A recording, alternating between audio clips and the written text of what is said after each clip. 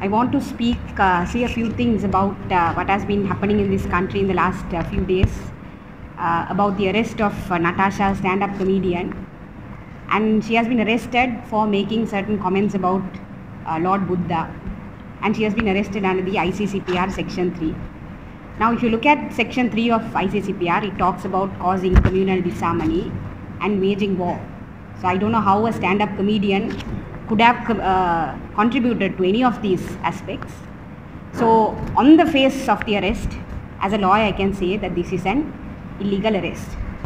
But this is not an issue which can be relegated to Natasha and her comments. This is not about Natasha and her comments about Lord Buddha also. This is a much larger issue of how the Sri Lankan state has been using the ICCPR for a very long time. Now I am a Tamil person and I know for a fact that ICCPR has been used against many members of minority communities.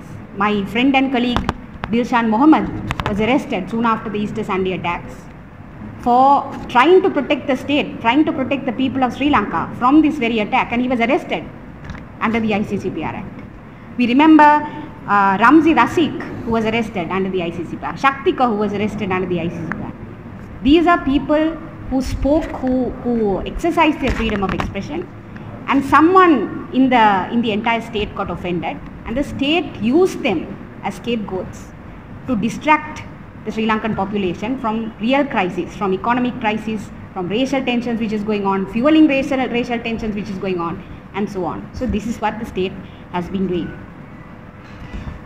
I also want to say that ICCPR, the Section 3 of the ICCPR, is a section where it has to be used when, or it is supposed to be used when there is a moment of, or someone causes racial or communal disharmony and so on. But if you see the north and east of the country in very recent times, Buddhist extremist groups supported by the archaeological department have been illegally establishing Buddhist sites in traditional Hindu and Muslim religious sites.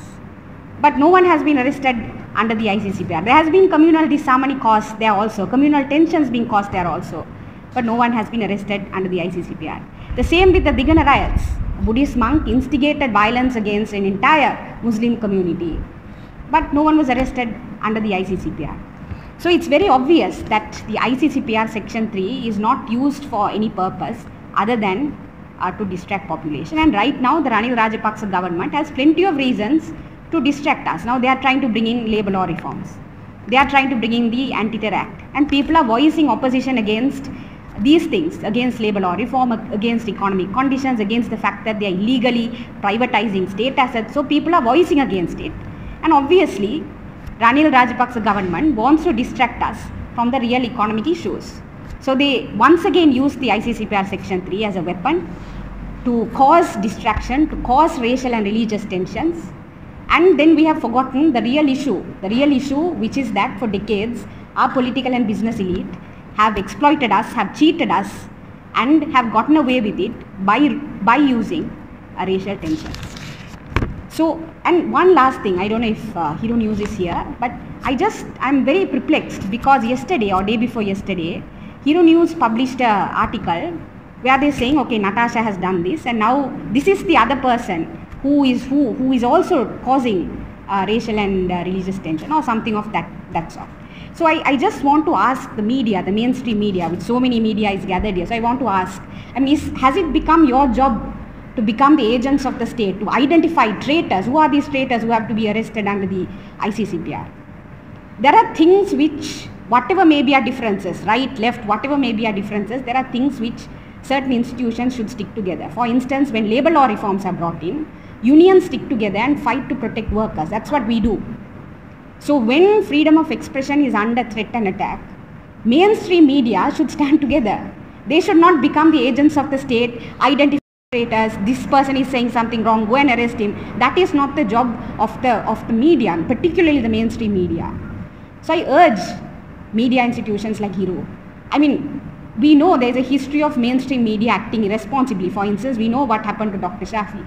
But at least after we learn these lessons, I am urging you to not fuel racial tensions, to not not become agents of the state, to not identify people as traitors and outing people, and become part and parcel of this oppressive state, which the Ranil Raja, oppressive fascist state, which the Ranil Rajapaksa government is trying to bring. Thank you.